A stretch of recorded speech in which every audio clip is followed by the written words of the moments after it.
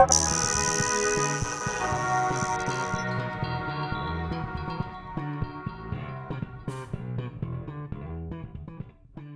going to stroll a couple more chairs. So, but while the chairs come, I can ask a question to you directly. Sure.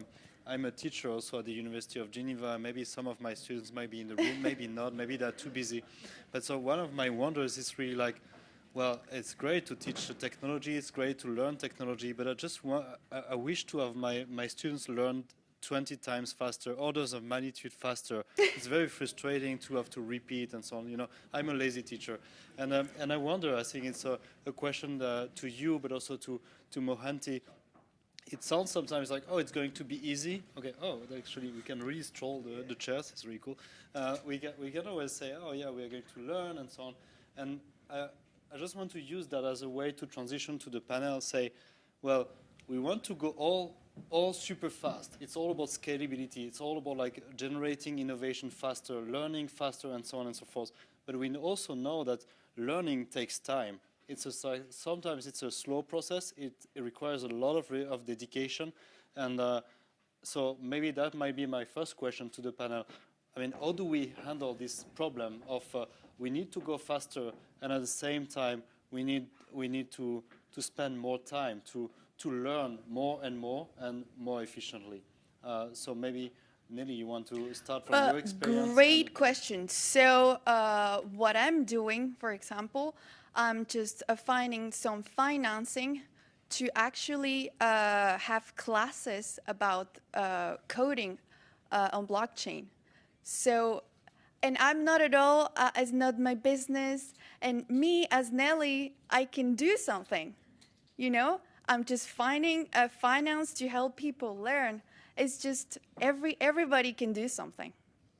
You know, it's just in extent are you willing to make that effort? Because everything is possible. It's not easy, but I think everybody at their level, with their knowledge they have, with their resources they have, they can do something.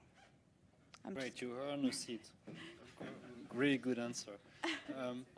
Yeah, sure. I think let's react and start from this discussion. I mean, I try to make it easy. I mean, now I realize we gathered this big panel, different topics, and now I'm the moderator, and I'm in this big mess. That like, how do we handle to make all this consistent? And I'm going to try to do my best. So please, Jenna.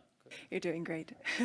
I had an example to give as an anecdote to this question. This is from a real case example where an industry which is currently being disrupted in our pre-AI state is the language services industry.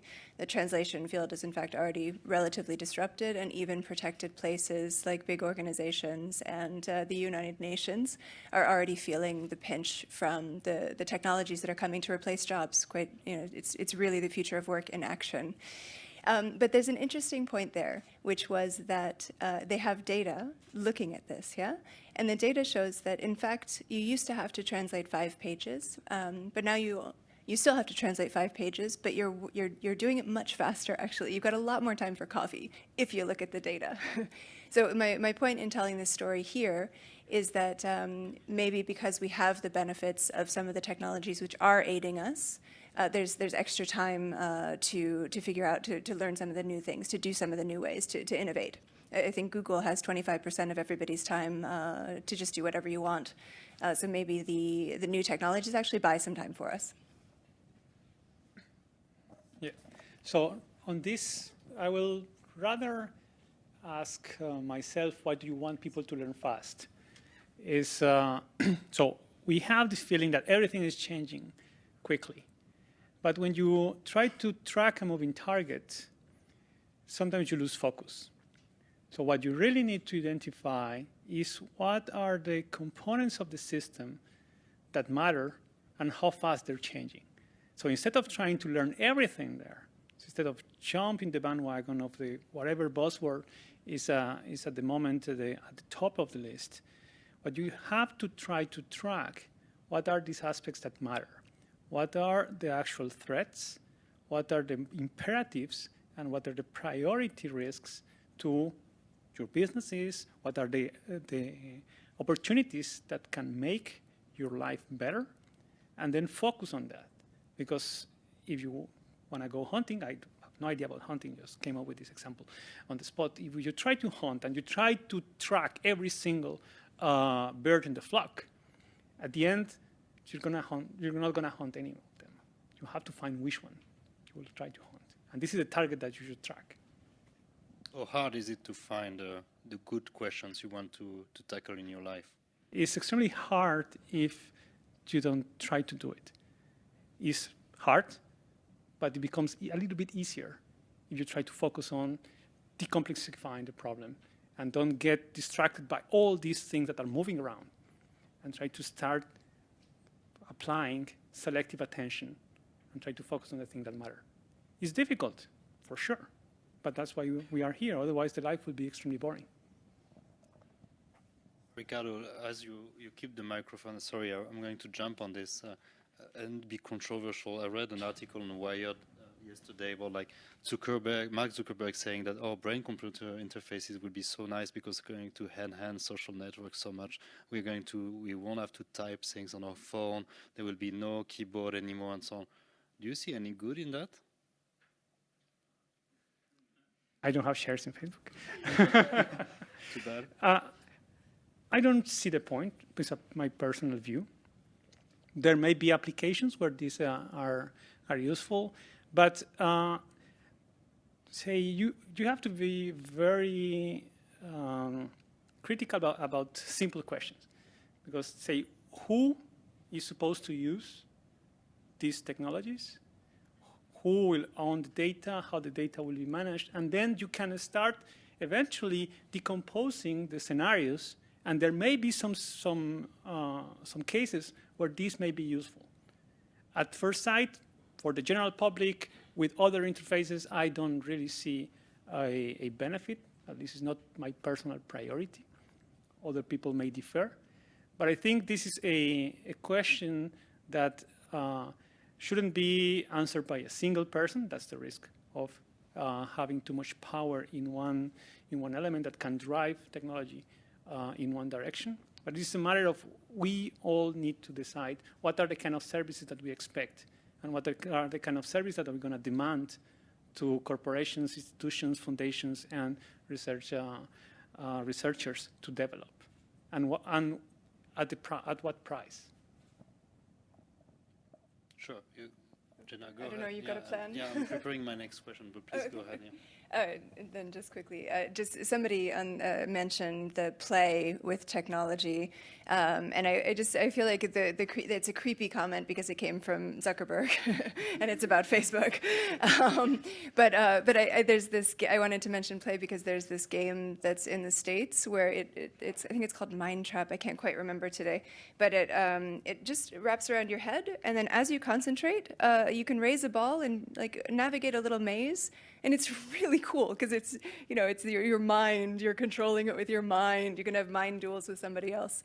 So I don't know. I mean, in some way, if we take the question of is the brain interface, but then we attribute it to a quote to Zuckerberg, it's always going to seem creepy. But maybe there's other things, including disability, that the good can come out of it. The technology is agnostic. It's how we use it.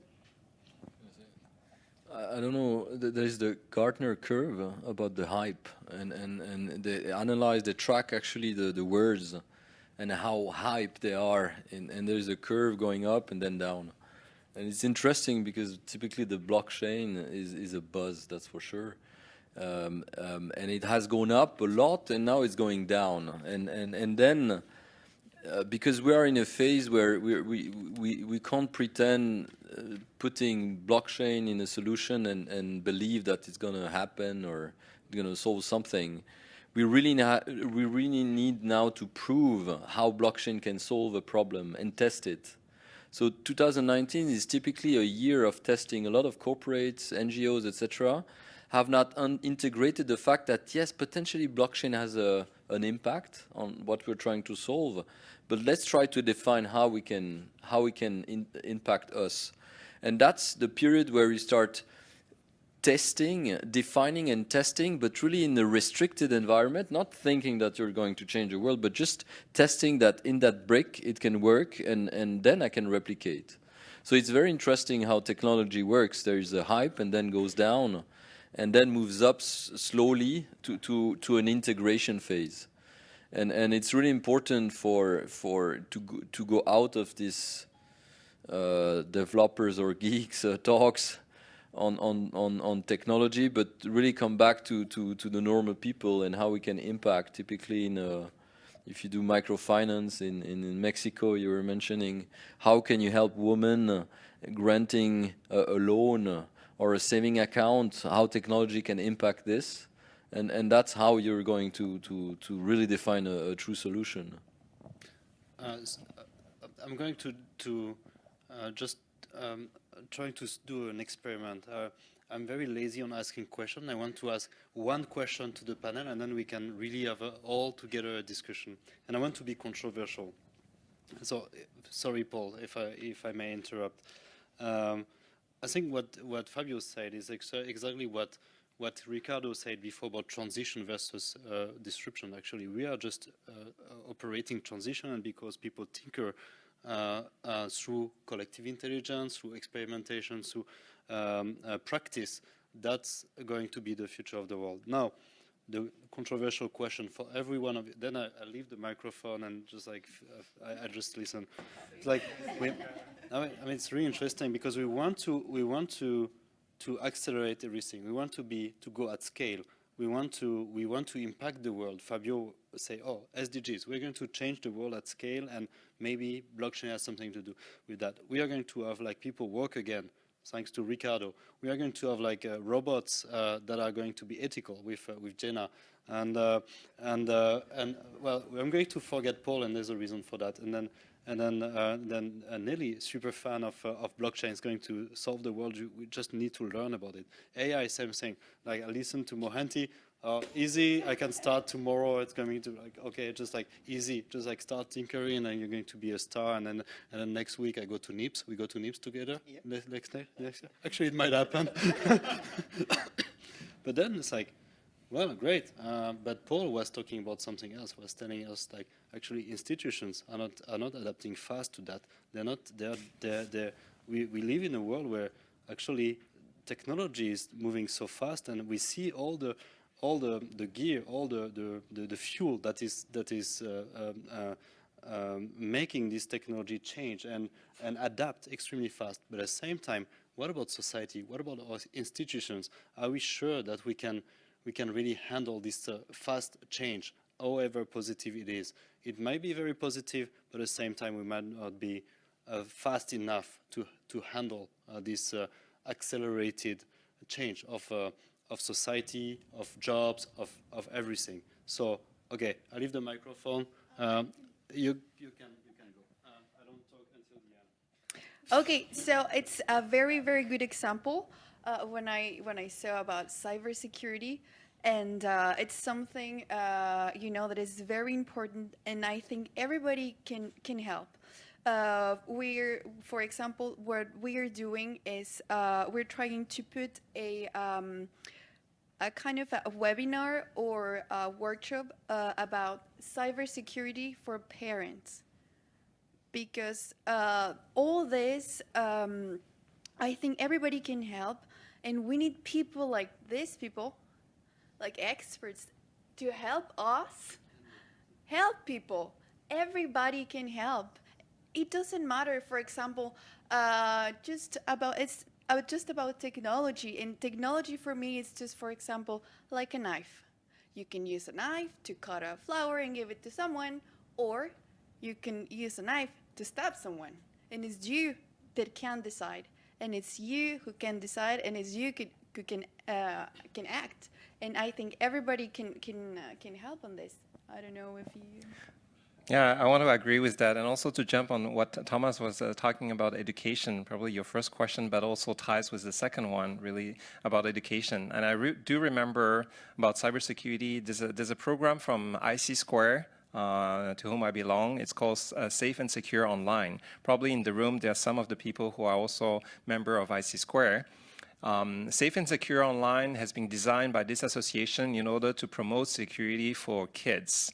And I remember having taught at the International School of Geneva, plus also one of the private school in Lausanne a few years ago about cybersecurity. At that time, it was still called cybersecurity, but it was more called like computer security rather than the geek word cyber. And the education was about parents, about kids, and about the school itself. And believe it or not, well, obviously you would believe because all of you has also kids at a young age. They live in a different world. I mean, they are the Y generation, the Z generation, the Alpha generation. Obviously, they live already in an interconnected world. So everything that they do right now has a technology component in it. So it's about a matter of education. And I still remember kids when they go around the bus station. Sometimes they look at an ad on the wall and they think about the ad, so they try to swipe the ad, which is on the wall, because they are used to actually touching a smartphone itself. So talking about education, we need to educate, I mean, we as a community, we need to educate parents, we need to educate our elderly people, and then they will be able to communicate back to the kids. Obviously, the kids, they live in a different world, different generation. They have a better grasp on technology, for sure, but they are still like a white page, not knowing the risks behind it. So when you talk about the risk, especially at school, you discover everything that they put on the net, everything that has a risk, and then you try to educate them. They don't think of the negative aspect. They only think of how to entertain themselves, how to get more friends. And I remember one of the questions was asked to our 7-year-old kid. He does have a Facebook account, and I was asking him, how did you create the Facebook account? He said, well, the brother of my friend created a Facebook with my name, with my picture, with my birth date, and with my address, with my parents' phone number. I said, why?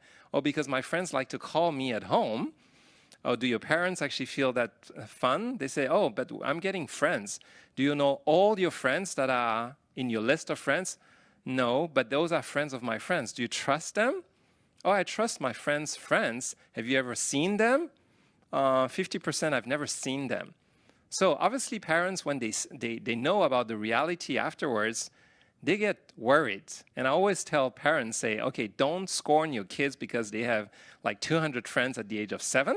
But try to make them aware of the risk behind of diffusing information, personal information. And the second one about picture, educating kids about the reality of pictures. Pictures at that time was probably 10 years ago. It already contained the geolocalization, geotagging. And with the pictures, they are perpetrators or criminals. They are able to find information on the pictures. It doesn't take like forensic skills to find geotagging on the pictures, but just by looking at the pictures and finding some additional information. So that's why it's all about education, and community, us, association are able to teach parents, are able to teach actually parents in a non-technical word to be able to pass on the message.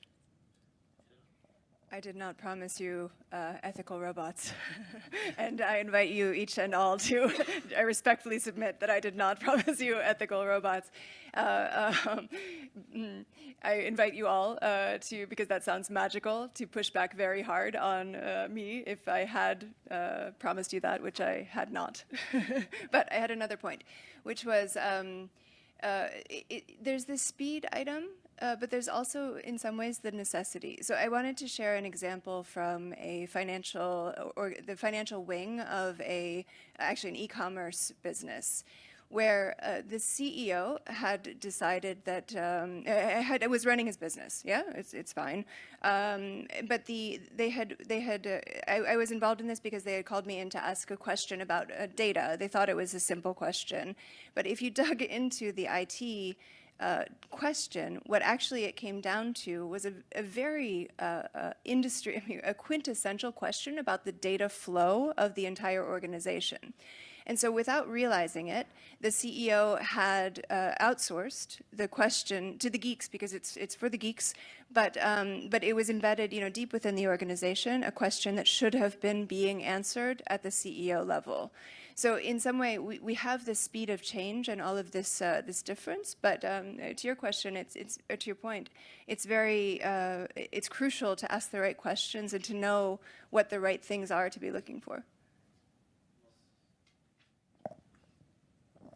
Okay, so though, again, along on this, along the same lines, on the fast change in technology and the need for law and policies to catch up, the state right now is kind of embarrassing. If you think about many of the recent instances, like the Facebook hearing in the Congress, that was embarrassing. Embarrassing not because of the whole incident, which was of course embarrassing, but embarrassing because of the kind of questions that were being asked.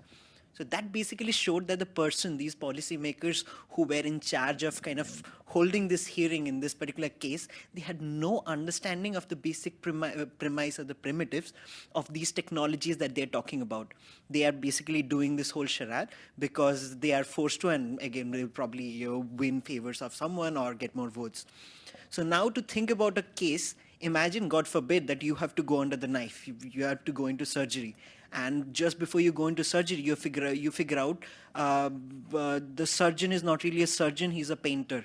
And then he's skilled at painting, but he never had a medical degree. But would you just basically be comfortable with that? That's pretty much the situation right now, where all these policymakers who are charged with making these laws or catching up 27 years later, in many cases, they do not understand the basic premise.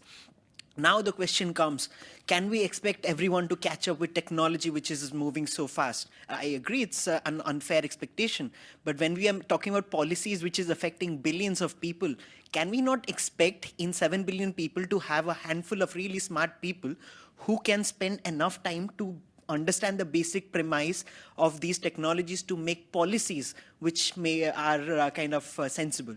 Now, is it practical also to learn something like this? And how fast is it to learn these things? To think about it, we all of us pretty much use Microsoft Excel these days. Go back to 1991.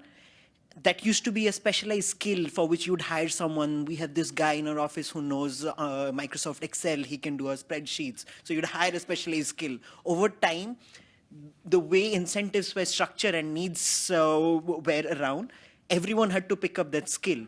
And now imagine that this is something where your decisions and policies are affecting every single person in your whole country. Then by law, they should be forced to learn these skills. So I disagree of some things on your point. Is why do we need everybody to know the technical skills and just a handful to know the policy-making skills? So because sometimes when we complain of how fast the technology is going and how slow the system it is, we kind of want to have the cake and eat it. We want the freedom to do all the developments of new technologies, doing at home and democratizing all this. But at the same time, we don't really want to get that much involved on the governance of these technologies. And what we should also think is that in the way that technology moves and society moves faster, so we have to think about new ways of governance for these technologies. So we know that by definition, the classical regulatory processes are very slow. They can only act on things that are very well defined, which is something that we're not gonna get with these technologies. Because again, I consider them as, by definition, unfinished products. They are a perennial work in progress. So if we try to establish a fixed regulatory system or fixed governance system for this work in progress, we're just going to wait forever. So what we have to think is ways for have this governance to evolve alongside with that at different levels of requirements depending what is the extent and the impact that these different technologies may have. And this may also be, again, a participative process. So Fabio begged just to come back to Earth a little bit, and to give an example of how the FINMA, the Swiss authorities, financial market authorities, have decided to approach the integration of technology into the financial world. And they've decided to have an approach that is typically Swiss, but is about defining a sandbox, how they call it. It's a sandbox approach where you define a playground when you say, okay, you can play in this sandbox, just to do your stuff, but I'll watch you, I'll supervise what you're doing, because I don't want to go out of this box right now, because I have some safeguards to protect rights and obligations. I don't want you to play with financial security, because you would be obliged to be under a certain rule, etc. And that's how they approach, and that's why Switzerland has become a leader in integrating, again, the blockchain into the tokenization, and it's very interesting, because in other countries they've tried to define the whole financial legal framework, and you can't with technology. That's why I really like your slide about. It's not about disruption, it's about transition. And how to manage transition is to be a little bit flexible. So you can define, and that's what I do with my kids. They can play with the mobile and all the stuff, but there are rules. There is a time, there is a content, but as long as you remain in this playground, you can play. Brilliant. Thank you, Fabio, for bringing us back to, and I suggest we open to the public. Sorry for being a bit late, but we started a bit late, and we're doing our best managing time. But the wine for the symposium is just waiting for us behind the door. So, is there any question from the public? Oh, sorry, I don't see you. Good evening. My name is Frans Reitsma. I've been watching this evening, and I'm very interested in your presentation. I know a little bit about the blockchain and all of that stuff, given my background. One of the observations I had was that we are constantly talking about technology as the main driving force. I think we have to make a distinction between technology and processes. And processes really meaning what we want to do, what is our daily life, what are our habits. Are we going to really automate our habits? That's what we do. If you look at the involvement, which we saw a very nice presentation of tonight, to the last technical revolution, is it really a technical revolution, or is it a revolution of the humankind? The human people all get better educated, and as a result they look at things differently, and as a result we have different questions to be automated, so to speak. Yes, we can do things faster with computers, and we learned that as well. So I think we ought to really make a difference there, and as citizens what we can do is we can help define the processes, discuss those, and then come up with the right answers on what we want to do. Then we don't need to be afraid of unwanted robots. I mean, we talk constantly about robots taking the world by storm. That's not the reality. The reality is that robots may be a sample, but we as human beings, hopefully, we will keep the control of the robots on what we want it to do. We've seen the example of the planes, in the last 2 weeks, about the Boeing going down. The moment the robots were taken over, it went down. The human being still needs to be in control of that process. I like your comments on that one. Yeah. Well, what I can say is I cannot be more I cannot agree more with you, because you said something about inclusion. And that's, for me, it's a key part of technology. We need those kind of view, this kind of view, and everybody, the technology is affecting us all. And that's why we all need to participate. And it's so important, inclusion and education. And for example, your project, awesome. Because normally you see AI so far, oh my God, there's only for PhD guys and stuff. But now we have these kind of things that makes people they can participate. And that's actually things like that are going to really change things. But it also us too. do you want to participate? Do you want to get involved? Or the people, the professionals, are you getting the right tools so people can actually participate? So it's all of us. Oh, we have another question. Oh yeah, sure, but quick. Sorry, I'll be quick. I realized that I'm pinned to the robots, and I may have shown up yesterday on RTS with a giant cyber gun, so that might also be what some people are responding to.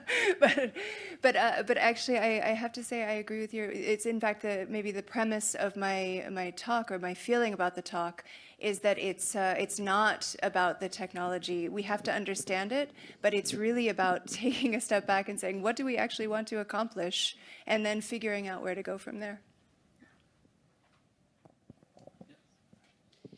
I have a question for Mohanty. It's a very nice idea about crowdsourcing AI and making AI available for many people around the world with not necessarily very high skills, etc. But on the other side, we live in the world. A side note that I really like your parallel between crowdsourcing AI and open source software, which we know about. But we still live in the world where many companies and big industries don't really trust even open source software and rather go to buy very expensive license for something which they can trust better. How do you see crowdsourced AI being adopted or propagating through industries? What industries you think you are going to adopt this kind of model? What are the modalities of making it happen, etc.? So yeah, this is mostly a question around open source, right? And I would disagree, actually. Right now, all the big companies, they are following suit, and they are going for open source solutions just because they have a much larger community of contributors. And in terms of maintainability, it's much better. Proprietary solutions are kind of looked down upon in the whole tech space. That's something which only changed over the, I would say, last 5 to 7 years. But if you think about AI, that has been not a problem in the whole AI space, luckily for us, because from the beginning, all these companies, they needed a way to go out and brag that we are the ones who are leading, and we are still in that race. And one of the ways to do that was to actually come up with the initial idea, then release the idea as an open access paper, release the code as an open source code. And that is something which is kind of a part of the embedded culture of the whole research community at the moment. And in fact, many of the key contributors there are Google, Facebook, and many of these companies, and their own incentive is to go in and get the bragging rights for being the first to do this. But what are the risks to them? For a company like Google, will they lose market advantage if they release their code? That's where how cleverly they collect the data and how cleverly they train on this data, they are big deciding factors on what the final results are. So you can still release your code for the model and release the ideas, but you still are in many cases legally not allowed to release the data, protecting you and incentivizing you to release just the code and not the final models and ideas. But then you can say that they are not putting open the most valuable asset. And no, that's true. That's completely true. In many cases, that's good. In many cases, that's bad. But at least it is kind of still rather different from many other subdomains of computer science, where all these companies would come up with interesting things, but they would simply have no incentive to release, because whenever they release the whole thing at the same time. Now there is this differential incentive kind of thing where they can differentially release something and keep the rest, the more valuable thing in-house.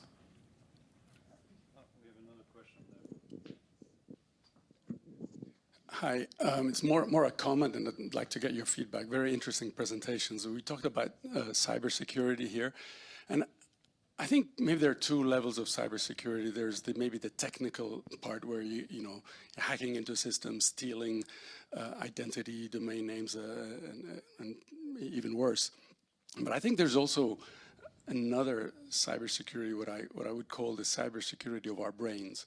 And I think in that sense, we're a lot manipulated in doing things that we're not aware of in a very pernicious type of way. We're leaving behind so many breadcrumbs in our behavior, in our the way wherever we go on the web, etc., that it's become easy now to predict our behavior. It's become also easy to manipulate us in certain directions with the attention economy and the way we're getting back and back into different back into the social web, for example, to be able to look at adverts.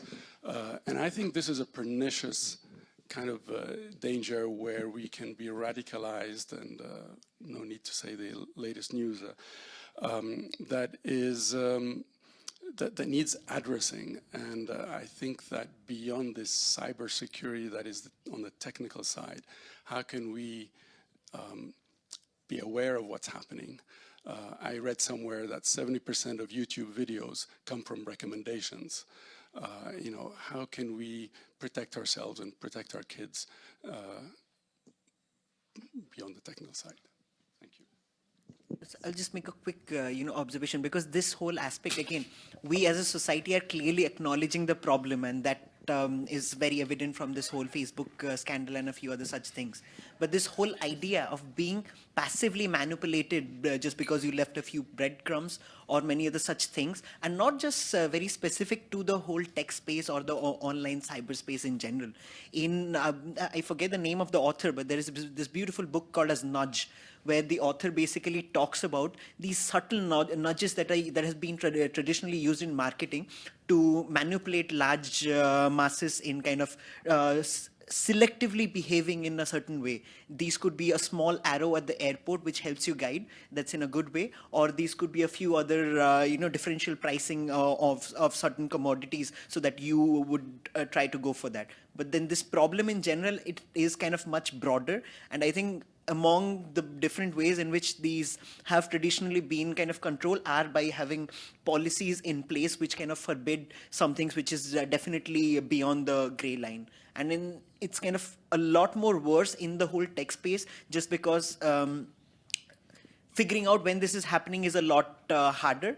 And in the overall culture in which the whole of the web kind of grew out of, like early from the 90s, where the only business model that they could find which actually worked was the ad-based model. So suddenly their only incentive was, how do you basically convince so many people to click on this whole thing? And we have large domains of in computer science where we figure out how to control so many people so that we can get more clicks on this and hence a higher revenue.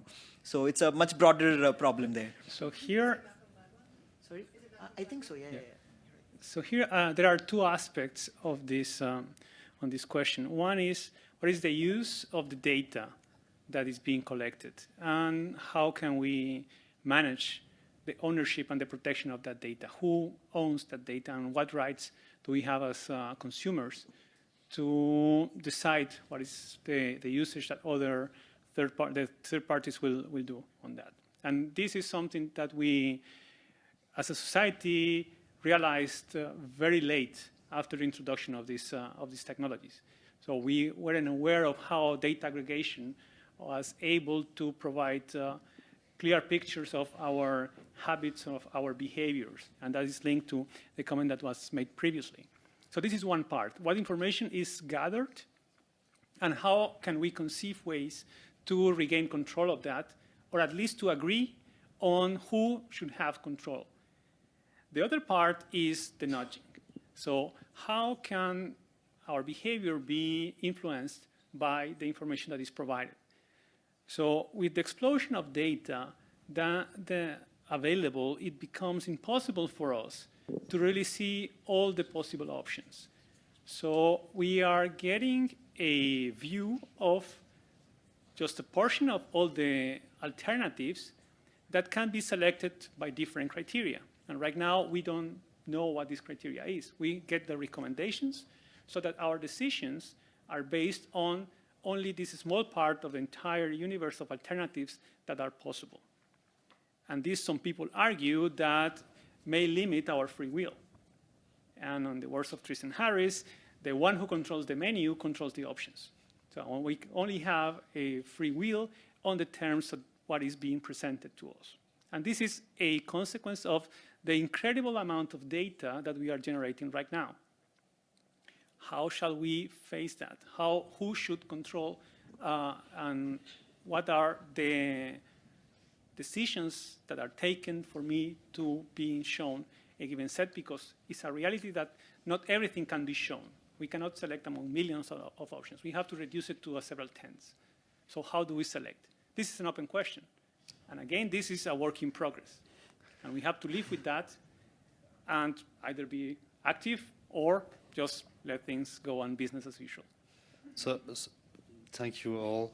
The management of Open Geneva is telling me that we should stop here. We should invent a way that we can store wine and food in the room and we can continue all night discussion. Apparently it's not possible. So please join me in thanking the speakers, but also the Fair Genève for the amazing welcome here. Adrian and the operator from the fair in the Régie who recorded the talks, Fatime and Julia from Open Geneva. Please give a big applause to all these people and to the attendees. Thank you very much.